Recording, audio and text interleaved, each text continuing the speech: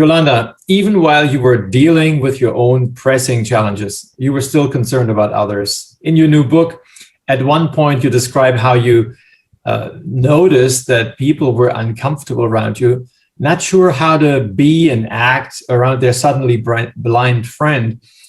And you describe in your book how you deliberately practiced together with your friend Julie how to make eye contact with people when you're actually blind. Can you tell us more about this and perhaps tell us how sighted people can be more at ease?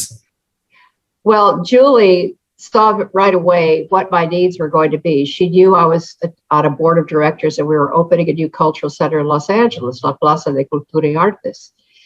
And she said, when you go to those meetings, people will be uncomfortable because they're not used to you being blind. And so we practiced, her moving around the table and my keeping up with their voices and their movements so that I would know where they were and I could respond and make them feel more comfortable. And it was really interesting because as I move around the world myself, I discovered some people are terrified of blindness. Oh gosh, one girlfriend said to me, if I lost my sight, Yolanda, I'd go into my bedroom, close the door, and never come out again. And I said, no, you wouldn't.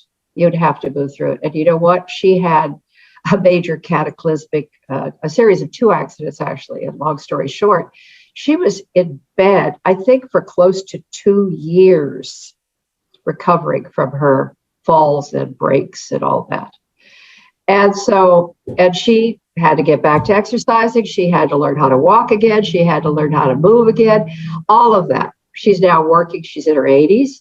That's not easy to do at that stage of life, but she's done it. So we have tremendous resilience when we draw upon it and we don't give up and we don't go to that place of, oh, poor me, poor me, poor me. It's not poor me. Just get over it, move through it.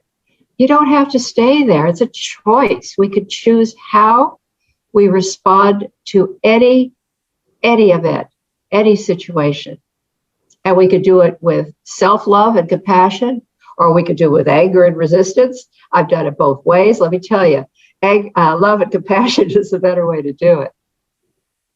So this is what Julie says.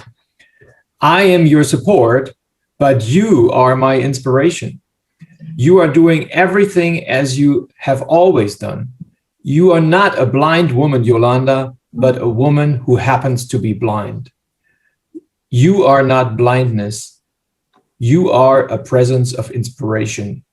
You are modeling how people who have experienced trauma can move forward. That expresses so much about you, Yolanda, and what you are all about